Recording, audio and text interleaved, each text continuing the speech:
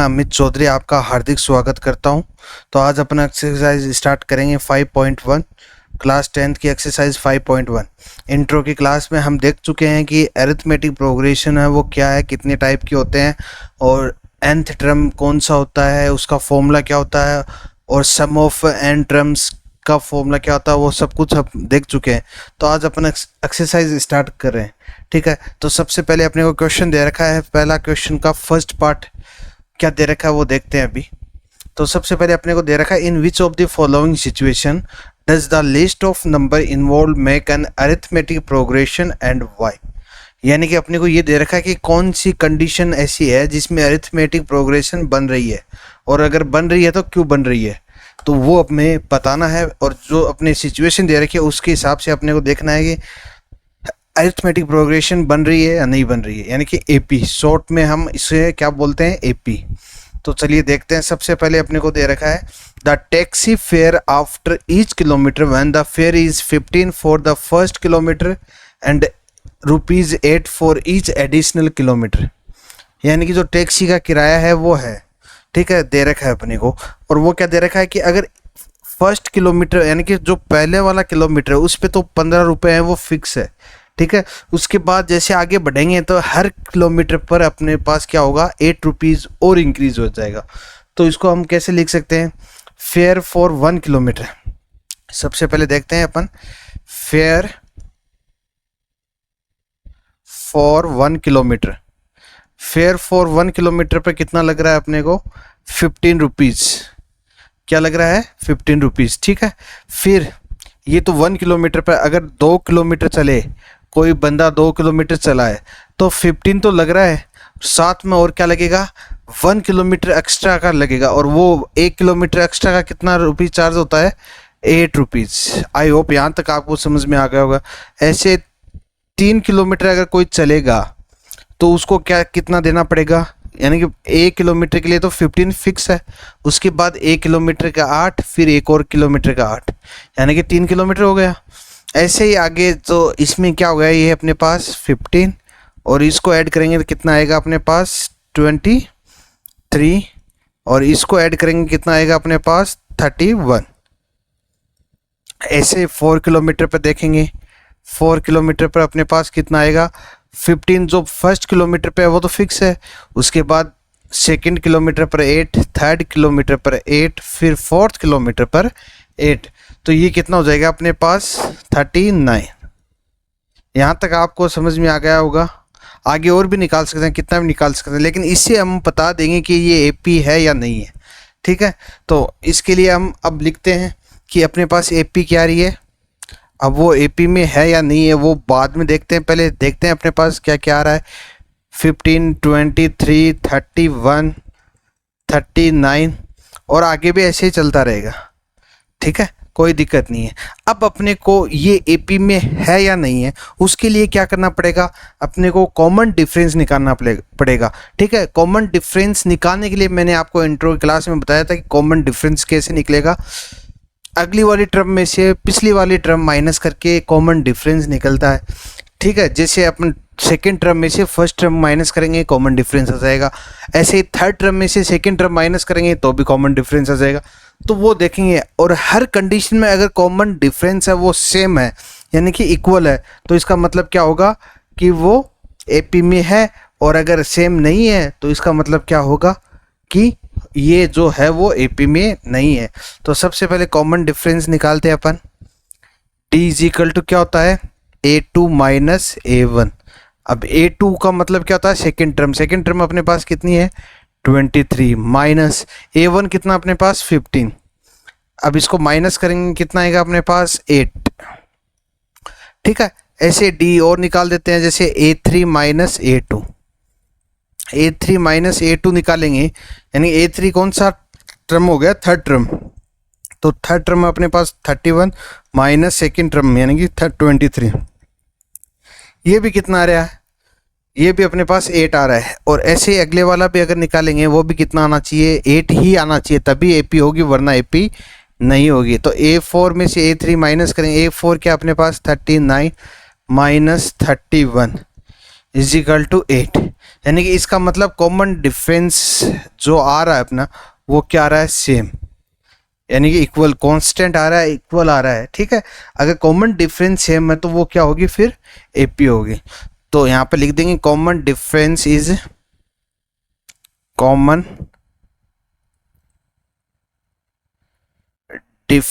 Is same,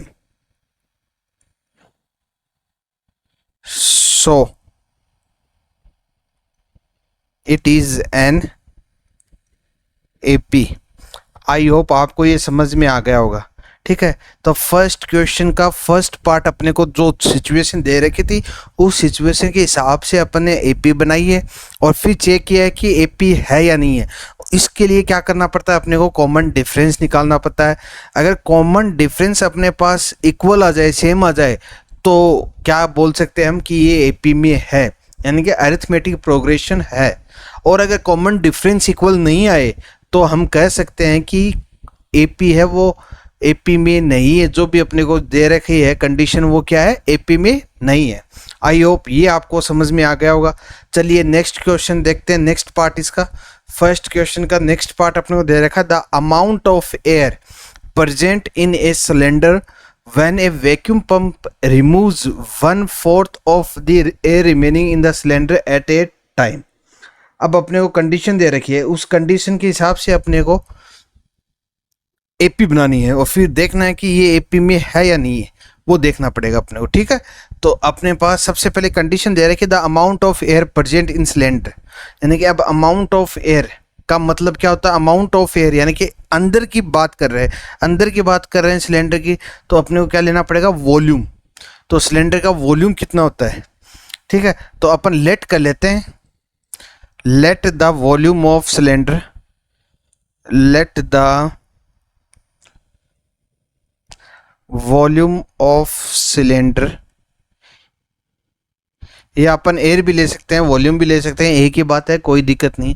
volume of cylinder, अब volume of cylinder लेने के लिए अपने को क्या करना पड़ेगा, 4 का मल्टीपल लेना पड़ेगा, यानी कि 1/4 है। अपने को आगे कैलकुलेशन में अपने को इजी करना है, तो इसके लिए अपने को कुछ भी लेना है, लेकिन 4 का जो मल्टीपल है उसी को ही लेना है अपने को। ठीक है, तो अपन क्या ले सकते हैं, 64 ले सकते हैं। ठीक है, 4 का मल्टीपल है, यानी कि 4, यानी थोड़ा सा बड़ा लेंगे, छोटा लेंगे तो फिर वो एपी अपन ज़्यादा निकाल नहीं पाएंगे। तो 4 4 जा 16, 16 4 जा 64, तो 64 अपन ने ले लिया।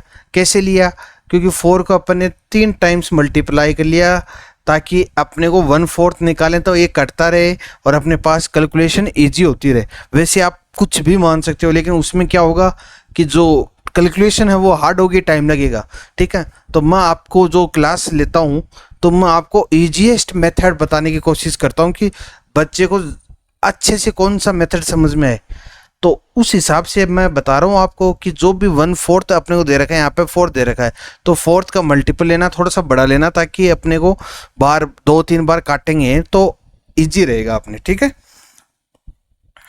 तो अब अपन क्या करते हैं, 64 अपन ने वॉल्यूम मान लिया, एयर मान ली, कोई दिक्कत नहीं है। ठीक है, अब अपने को क्या करना है, हर बार जो भी स्टेप है उसमें क्या करता है, जो वैक्यूम पंप लगा हुआ है वो रिमूव कर देता है, यानी कि 1/4 ऑफ द एयर है जो रिमूव कर देता है remaining in the cylinder eight A time. ठीक है, जो भी सिलेंडर में एयर बचती है उसमें से वो क्या करता है, 1/4 बाहर निकाल देता है।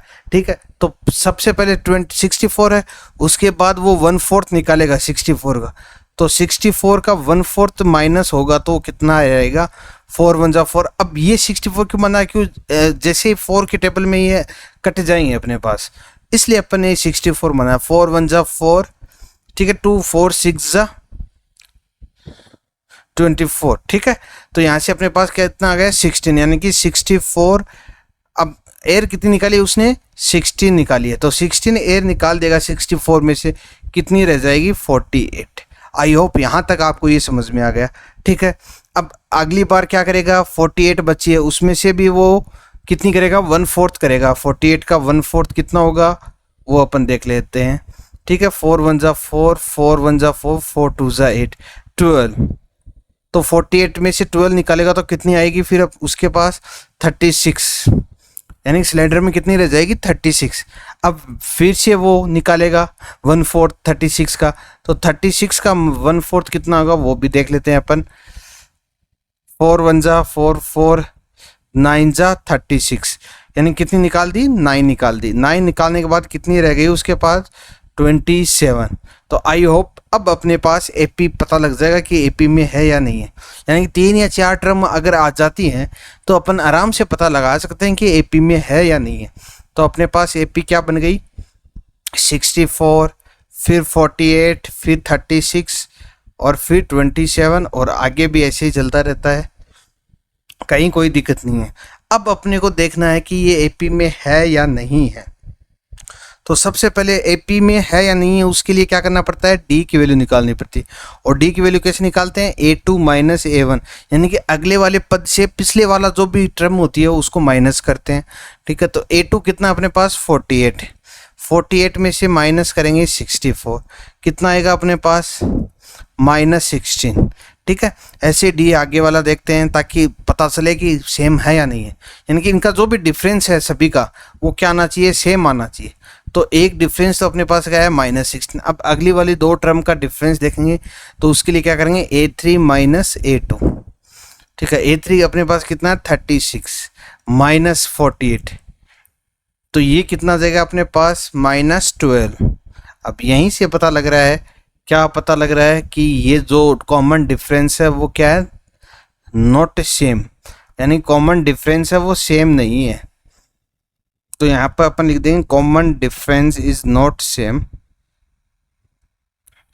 Common difference is not same,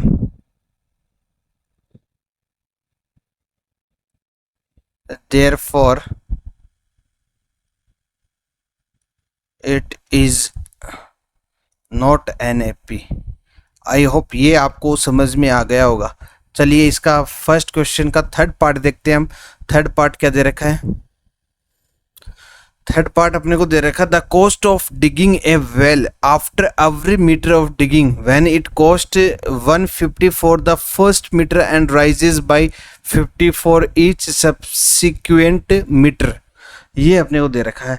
क्या दे रखा है, मैं हिंदी में आपको समझा देता हूँ अच्छी तरीके से कि अपने पास कॉस्ट दे रखी है, किसकी दे रखी है, एक कुएं की खुदाई चल रही है, यानी कि कुएं की खुदाई करनी है और उस खुदाई के लिए उसको कॉस्ट डिसाइड की हुई है कि 1 मीटर खुदाई पे तो कितना कॉस्ट होगा 150 होगा।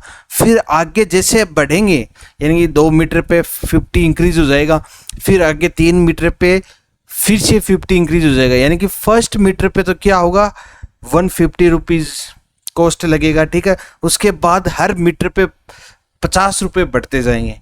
ठीक है, तो लिख देते हैं cost of digging, cost of digging for 1 metre, यानी कि 1 मीटर पर कितना कॉस्ट है वो तो फिक्स है अपना 150, वो तो है ही। फिर सेकंड मीटर पे कितना हो जाएगा 50 रुपये और बढ़ जाएगा, यानी कि 150 प्लस 50 कितना हो जाएगा 200। ठीक है, थर्ड मीटर पे क्या हो जाएगा, हर मीटर पे 50 रुपये बढ़ेगा, तो इस पे कितना हो जाएगा 200 है, तो 200 में 50 और बढ़ जाएगा तो कितना हो जाएगा 250, यानी कि 250। फोर्थ मीटर पर भी ऐसे चलेगा, 450 में से 50 ऐड हो जाएगा, कितना हो जाएगा 300। आई होप यहाँ तक आपको समझ में आ गया होगा। यहाँ से अपन आराम से एपी बना सकते हैं, कहीं कोई दिक्कत नहीं है। 4 टर्म बहुत होती हैं एपी को देखने के लिए। तो सबसे पहले 150, फिर कितना है 200, फिर 250, फिर 300। इनफ, ये इनफ, आगे और भी चलता रहेगा, 5 मीटर 6 मीटर 7 मीटर कितना भी निकाल सकते हैं, लेकिन इतना अपने को निकालने की ज़रूरत नहीं है, यहाँ पे अपने को पता चल जाएगा। अब डी की वैल्यू निकालेंगे एपी है या नहीं है उसके लिए, तो A2 माइनस A1। अब यहाँ से A2 कितना अपने पास 200, 200 में से 150 माइनस होगा, कितना आएगा 50 आएगा। ठीक है, ऐसे डी अगले वाला पद से निकालेंगे तो A3 माइनस A2, तो A3 अपने पास कितना है 250, 250 में से 200 को माइनस करेंगे तो कितना आएगा 50। अब एक और निकाल लेते हैं, कोई दिक्कत नहीं है। ताकि अपने भी कंफ्यूजन ना रहे। A4 माइनस A3, तो A4 क्या अपने पास 300, 300 माइनस 250, तो यहाँ पर भी कितना माइनस होगा, बचेगा कितना 50। इसका मतलब अपने पास क्या आ रहा है, सेम आ रहा है। कॉमन डिफरेंस क्या आ रहा है, सेम आ रहा है। तो अगर कॉमन डिफरेंस सेम है तो इसका मतलब ये AP में है। तो यहाँ पे लिख देंगे common difference is same, common difference is same, so it is an, therefore it is an AP, it is an AP। I hope ये भी आपको पार्ट समझ में आ गया होगा। चलिए देखते हैं इसका लास्ट पार्ट क्या दे रखा है फर्स्ट क्वेश्चन का। तो फर्स्ट क्वेश्चन का लास्ट पार्ट अपने को दे रखा है, the amount of money in the account every year when 10,000 is deposit eight compound interest eight 8% पर annum। अब एवरी ईयर की जो अमाउंट है, मनी है जो बैंक अकाउंट में है, तो वो बता रखिए कि एवरी ईयर है वो कंपाउंड इंटरेस्ट से 8% इंक्रीज हो रही है, ठीक है। और अपने पास जो रुपीज़ है वो कितने, 10,000 है। तो स्टार्टिंग अपनी अमाउंट है वो कितनी है, स्टार्टिंग अमाउंट अपने कितने डिपॉजिट करवाए थे, 10,000। तो फिर आगे इंक्रीज होते रहेंगे। स्टार्टिंग अमाउंट है अपने पास 10,000, ठीक है। अब 10,000 पर आफ्टर 1 ईयर पर कितना अपने को इंटरेस्ट मिलेगा वो ऐड करके देखते हैं आफ्टर 1 ईयर, ठीक है। तो 10,000 पर आफ्टर 1 ईयर कितना इंटरेस्ट निकलेगा अपने पास वो देख लेते हैं। 8% है तो 100 पर 8% कितना हो जाएगा, 108/100, ठीक है। तो यहाँ से अगर अपन ये 2 से ये 2 कैंसिल हो जाएंगी तो कितना आ जाएगा, मल्टीप्लाई करने पर 10800 ये आ जाएगा। तो कितना आ जाएगा 10,800, 10,800। आई होप यहाँ तक आपको ये समझ में आ गया होगा। चलिए अब सेकेंड ईयर पर देख लेते हैं आफ्टर 2 ईयर्स। तो आफ्टर 2 ईयर्स क्या हो जाएगा, यानी कि फर्स्ट ईयर में कितना हो गया था अपने पास 10,800। अब सेकेंड ईयर पर देखेंगे तो 108/100। तो जो 20 से 20 कैंसिल हो गए। अब इसको अगर मल्टीप्लाई करेंगे 108 को 108 से तो कितना आएगा 11664। ये आप करके देख लेना, ठीक है। मल्टीप्लाई तो आप कर ही लोगे। अब अपने पास 3 टर्म आ गए। अब आगे कैलकुलेशन हाई होगी, कोई मतलब नहीं निकलता। 3 टर्म से हम बता देंगे कि ये AP में है या नहीं है। तो अपने पास AP क्या आ जाती है, 10,000, फिर 10,800, फिर 11,064, ये आ गया अपने पास, ठीक है। ये मैं इसको क्या करता हूँ, ये जो अपने कॉमा है इससे कंफ्यूज हो गया आप, तो ये मिटा देता हूँ मैं, ठीक है। ये अपने पास आ गई। अब अपने को देखना है कि ये AP में है या नहीं है। तो कॉमन डिफरेंस निकालेंगे सबसे पहले, A2 माइनस A1। अब A2 क्या अपने पास 10,800 माइनस 10,000। तो 10,000 को अगर माइनस करेंगे कितना रहेगा अपने पास 800, कितना रहा 800। अब D अगले वाले टर्म से निकालते हैं A3 माइनस A2। अगर ये सेम आ गया तो कोई दिक्कत नहीं है, AP में हो जाएगा। अगर सेम नहीं आया तो ये AP में नहीं है, ठीक है। 10,800 को माइनस करेंगे तो कितना आएगा 864। It means that common difference is not same, so therefore it is not an AP। I hope ये आपको समझ में आ गया होगा। तो यहाँ पे लिख देंगे common difference is not same, common difference is not same, so it is not an AP। I hope ये भी आपको समझ में आ गया होगा।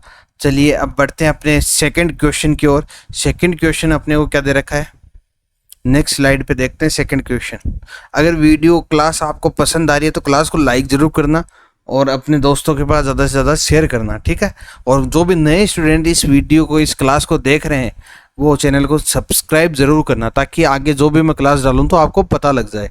चलिए सेकंड क्वेश्चन अपने को क्या दे रखा है, write first 4 terms of an AP when the first term A and the common difference D are given as follows। अब अपने को क्या करना है, जो फर्स्ट 4 टर्म्स अपने को लिखनी है AP का, ठीक है। तो फर्स्ट 4 टर्म लिखने के लिए अपने पास कंडीशन दे रखी है, फर्स्ट टर्म दे रखा है यानी कि एक दे रखा है और कॉमन डिफरेंस अपने को दे रखा है। अगर ए और कॉमन डिफरेंस अपने को दे रखा है तो वेरी इजीली अपन आराम से AP निकाल सकते हैं। कैसे निकाल सकते हैं, फर्स्ट टर्म ए है वो अपने को दे रखा है 10, ठीक है। तो फर्स्ट टर्म तो ये हो गया A1, ठीक है। अब अगर A2 अपने को निकालना है तो A2 निकालने के लिए हम क्या करेंगे, A तो एज इट इज रहेगा प्लस, अब D के साथ क्या लिखेंगे, जो टर्म है उसका पहले वाला लिखेंगे, यानी कि 2 है तो 1 इंटू D। तो यहाँ से अपने पास क्या जाएगा, A की वैल्यू क्या है 10 प्लस 1 और D की वैल्यू कितनी है 10। तो यहाँ से अपने पास क्या आ गया, सेकेंड टर्म 20। ऐसे ही अपन अगर 3 निकालेंगे, 3 निकालने के लिए A तो एज इट इज रहेगा। अब थर्ड टर्म है तो एक कम लिखेंगे, यानी कि एक माइनस करके लिखेंगे। थर्ड टर्म है तो एक कम माइनस लिखेंगे तो 2D। अब यहाँ से एक कितना अपने पास 10 और फिर 2 इंटू D कितना अपने पास 10। तो यहाँ से अपने पास क्या आ गया 10 प्लस 10 टू ज़ा 20। तो यहाँ से 10 और 20 कितना हो गया 30। आई होप ये आपको समझ में आ गया होगा, ठीक है। ऐसे अगली वाली टर्म निकालनी हो, A4 निकालना हो तो यही करना है, A एज इट इज आएगा। फिर प्लस 4th टर्म है तो 4th टर्म है तो अपने को एक कम करना है, यानी कि 3D। तो यहाँ से अपने पास A कितना गया 10 और फिर 3 इंटू 10 यानी 10 3 ज़ा 30। तो यहाँ से अपने पास कितना गया 40। आई होप ये आपको समझ में आ गया होगा। 4 टर्म निकालनी थी, चारों अपने पास आ गई। तो अपनी AP क्या हो जाएगी, अपनी AP हो जाएगी AP इज इक्वल टू, सबसे पहले वाला टर्म क्या है A1 क्या है 10, फिर A2 कितना है अपने पास 20 और A3 कितना है 30 और A4 कितना अपने पास 40। और ऐसे आगे अगर और निकालने हैं तो और भी निकलती रहेंगी, अपने को इतना ही निकालना था। तो यहाँ पर अपना क्वेश्चन फर्स्ट पार्ट कंप्लीट होता है। अब सेकंड पार्ट अपने को दे रखा है, ठीक है। इसके भी 4 टर्म निकालने हैं। तो फर्स्ट टर्म तो A1 तो अपने पास A की वैल्यू दे रखी है -2, ठीक है। अब A2 निकालना अपने को, A2 निकालने के लिए क्या करेंगे, A तो एज इट इज रहेगा, फिर क्या करेंगे प्लस, अब सेकंड टर्म निकालना है तो उससे एक कम कर देंगे, यानी कि 1 इंटू D। अब यहाँ से A कितना अपने पास -2 प्लस D कितना अपने पास 0, यानी कि D 0 है तो यहाँ पे 0। तो यहाँ से क्या जाएगा अपने पास -2, ठीक है। ऐसे A3 की वैल्यू अगर निकालनी है तो यहाँ से अपने क्या करेंगे A प्लस 2D, A कम कर देंगे, ठीक है। यहाँ से -2 और D की वैल्यू 0 है तो पूरा ही 0, तो -2, ठीक है। ऐसे A4 निकालना अपने को, A4 भी ऐसे निकलेगा A प्लस 3D। तो यहाँ से A अपने पास क्या है -2 प्लस D की वैल्यू तो 0 ही है, तो यहाँ से भी क्या जाएगा -2। तो अपने पास जो AP निकल के आएगी वो क्या आएगी, AP is equal to -2 -2 -2 -2। I hope ये आपको समझ में आ गया होगा। आगे अगर और भी टर्म निकालनी होती तो ये बढ़ता रहता, ठीक है। आई होप ये आपको समझ में आ गया होगा। चलिए फिर देखते हैं थर्ड पार्ट सेकंड क्वेश्चन का क्या दे रखा है। वैसे ये एक्सरसाइज इजी है, इसमें जो बेसिक चीज़ें हैं वही ही अपने को ध्यान रखनी है, बाकी कुछ नहीं रखना है, ठीक है। जो बेसिक चीज़ें हैं यानी कि आपको बेसिक पता लग जाए कि अरिथमेटिक प्रोग्रेशन में क्या होती है। वैसे एग्जाम में जो क्वेश्चन आएंगे वो 5.2 और 5.3 से पुटअप होंगे, वो इम्पोर्टेंट एक्सरसाइज है, ठीक है। लेकिन बेस यहाँ से मजबूत होगा आपका, तभी आपको 5.2 5.3 अच्छे से समझ में आएगी, अगर ये एक्सरसाइज आपने अच्छे से समझ ली तो, ठीक है। अब A की वैल्यू दे रखी है 4, D की वैल्यू ये दे रखी है, ठीक है। फर्स्ट टर्म तो A जो है वही होता है, तो वो कितना हो गया 4। अब A2 अगर अपने को निकालना है तो A2 निकालने के लिए क्या करेंगे, A तो एज इट इज रहेगा और 2 सेकेंड टर्म निकालना है तो 1D आ जाएगा, यानी कि 1 कम आ जाएगा। तो A अपने पास 4 है, ठीक है, प्लस फिर 1 इंटू -3 तो ये कितना आ जाएगा -3 आ जाएगा इज इक्वल टू, अब 4 में से -3 करेंगे कितना आएगा 1, ये 1 आ गया, ठीक है। अब A3 निकालना है अपने को। A3 कैसे निकालेंगे, A तो एज इट इज आएगा और 3 में से A कम करके लिखेंगे, यानी कि 2D इजिकल टू A कितना अपने पास 4 प्लस एज इट इज आ गया। अब 2 इंटू -3, D की वैल्यू क्या है -3, तो -3 को 2 से मल्टीप्लाई करेंगे क्या आएगा -6। अब यहाँ से 4 -6 यानी कि छोटी वैल्यू में से बड़ी वैल्यू को अगर माइनस करेंगे तो क्या आएगा माइनस, और कितना आएगा 2। आई होप ये भी आपको समझ में आ गया होगा। या ऐसे भी कर सकते हैं, प्लस माइनस क्या होता है -6 में से माइनस करेंगे 4 तो कितना आएगा 2। अब बड़ी वैल्यू क्या है 6 के पास क्या माइनस, तो माइनस आ गया। आई होप ये भी आपको समझ में आ गया होगा। अब A4 निकालना है। A4 निकालने के लिए A एज इट इज फिर 3D यानी कि A कम कर देंगे, ठीक है। यहाँ से A की वैल्यू अपने पास 4 है, फिर प्लस 3 इंटू -3 कितना होगा -9, ठीक है। अब -9 में से +4 यानी कि माइनस प्लस क्या होगा माइनस, यानी कि 9 में से 4 माइनस करेंगे कितना आएगा 5, ठीक है। अब ये 5 प्लस का आएगा या माइनस का है, बड़ी वैल्यू क्या है अपने पास 9, 9 के पास क्या है माइनस, तो माइनस आएगा। तो अपने पास चारों टर्म आ चुकी है, 4 ही टर्म अपने को पूछी है।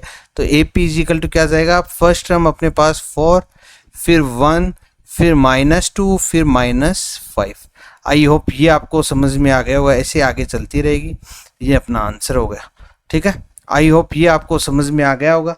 चलिए नेक्स्ट पार्ट देखते हैं अपन, फोर्थ पार्ट। इसी का ही फोर्थ पार्ट अपने को क्या दे रखा है, वो दे रखा है अपने को A की वैल्यू यानी कि A1 अपने को कितना दे रखा है -1 दे रखा है, ठीक है। D की वैल्यू अपने पास 1/2 है, तो यहाँ से A2 अगर निकालेंगे तो A तो एज इट इज आएगा, और फिर D के साथ क्या लिखेंगे 2 का 1 कम, यानी 2 को घटा के लिखेंगे 1, 1 से घटा के लिखेंगे 2 को, यानी कि 1D। अब यहाँ से क्या जाएगा A की वैल्यू क्या -1 प्लस, अब अपने पास क्या है 1/2, तो D की जगह क्या है 1/2, तो 1/2 इंटू 1।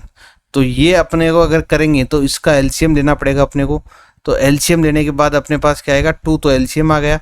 फिर 1 को डिवाइड करेंगे 2 से, तो 2 इंटू -1 2, -2 आ गया, ठीक है। फिर प्लस 2 को डिवाइड करेंगे 2 से, तो 2 1 जा 2, 1 को 1 से मल्टीप्लाई करेंगे तो 1 इजिकल टू अपने पास क्या आ गया।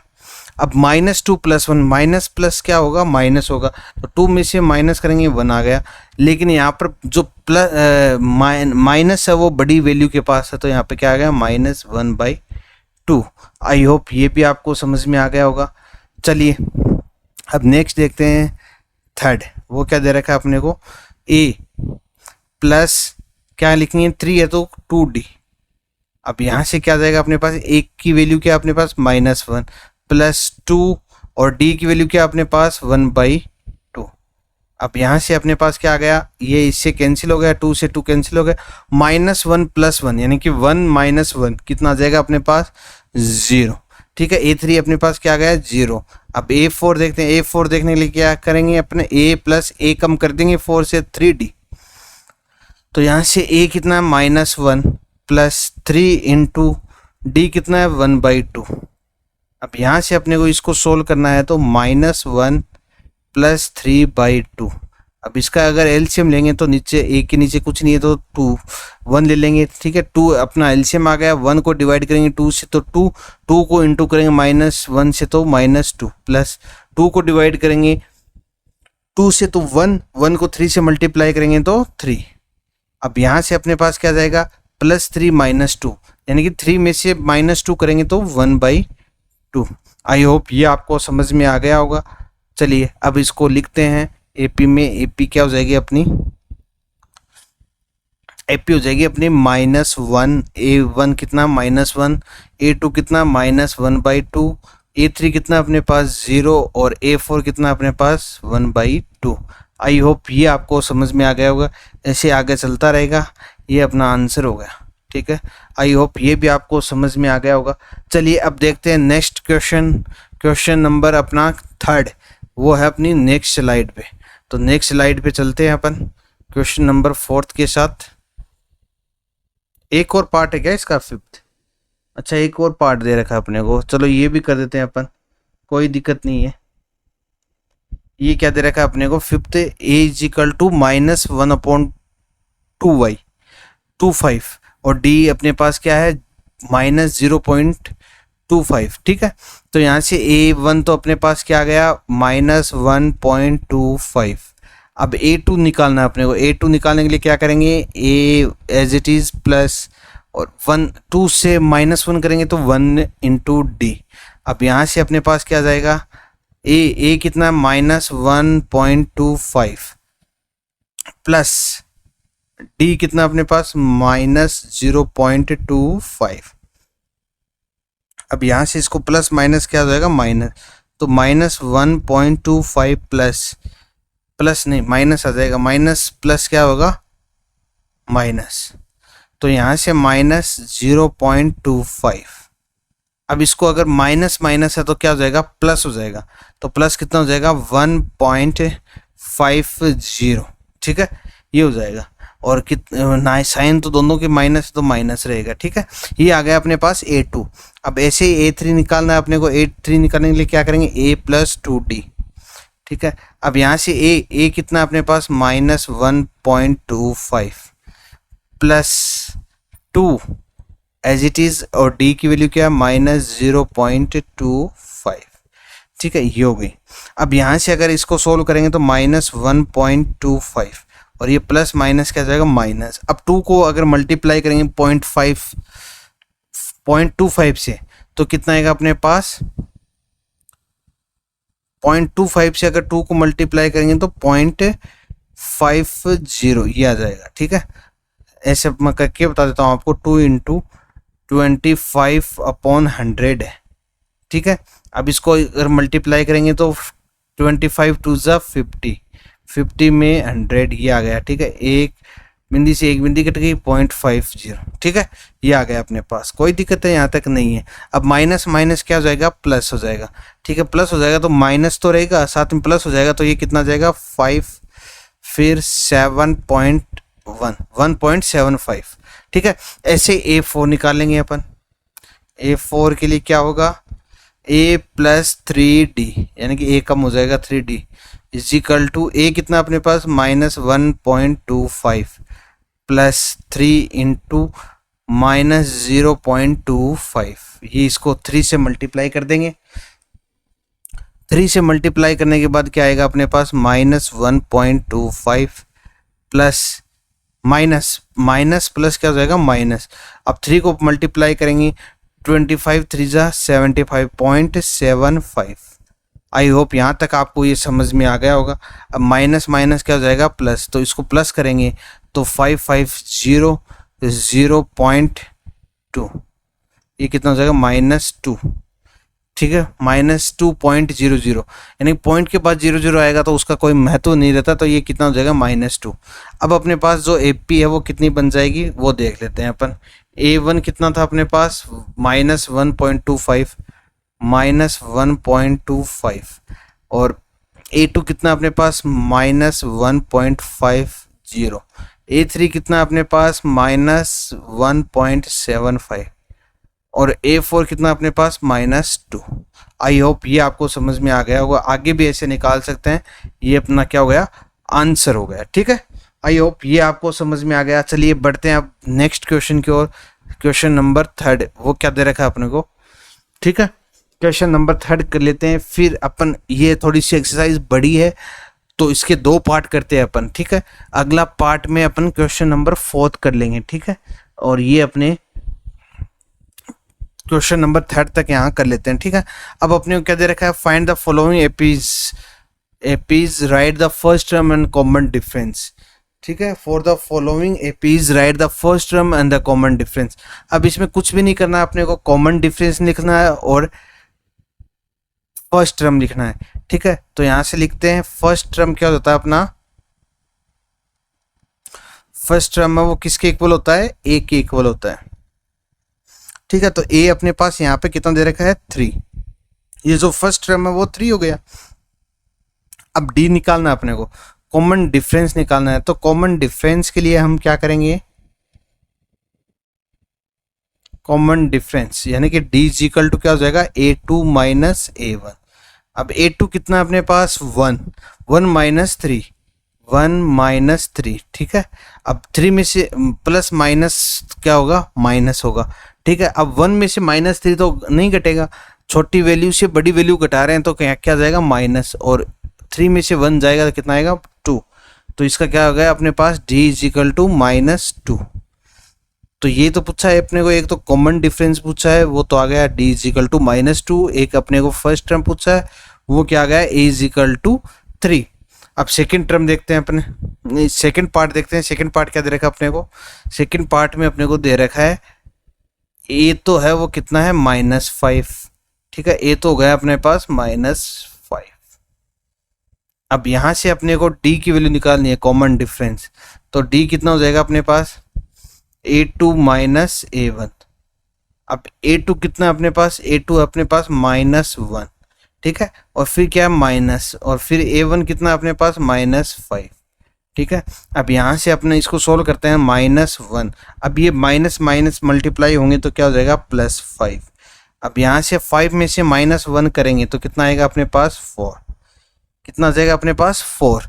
तो d इजिकल टू क्या गया अपने पास 4, तो ये d भी निकल गया अपना, और a तो वैसे ही निकल गया था, a कितना है अपना -5। आई होप ये भी आपको समझ में आ गया होगा।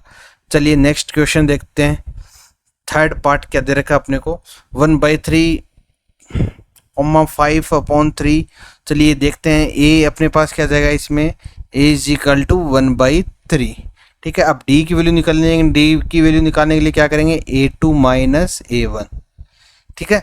a2 कितना अपने पास 5/3। अब a2 कहाँ से लिया, ये सेकेंड टर्म है 5/3, -a1 कहाँ से लिया अपन ने फर्स्ट टर्म, वो कितनी है 1/3। अब यहाँ से इसको अगर सोल्व करते हैं एलसीएम कितना आएगा अपने पास 3।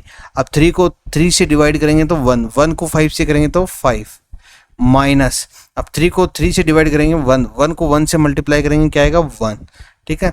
अब यहाँ से 5 - 1 कितना हो जाएगा 4, और नीचे क्या हो जाएगा अपने पास 3, ठीक है। तो अपने पास d कितना आ गया 4/3। आई होप ये भी आपको समझ में आ गया होगा। चलिए नेक्स्ट पार्ट देखते हैं फिर इसका। नेक्स्ट पार्ट अपने को क्या दे रखा है, वो दे रखा है अपने को 0.6 1.7 2.8 3.9। तो सबसे पहले अपने को फर्स्ट टर्म निकालनी है, तो फर्स्ट टर्म जो फर्स्ट टर्म होगी वो फर्स्ट टर्म हो जाएगी 0.6, ठीक है।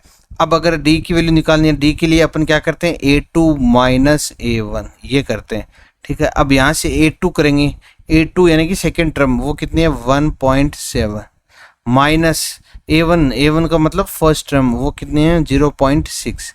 अब यहाँ से इसको अगर माइनस करेंगे तो कितना आएगा 1.1। तो a की वैल्यू तो अपने पास कितनी आ गई 0.6, और b की वैल्यू d की वैल्यू अपने पास क्या आ गई 1.1। यही तो अपने को निकालना था। आई होप ये भी आपको समझ में आ गया होगा।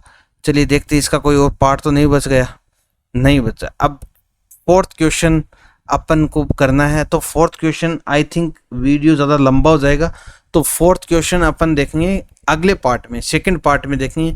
तो यहाँ तक आपको समझ में आ गया होगा।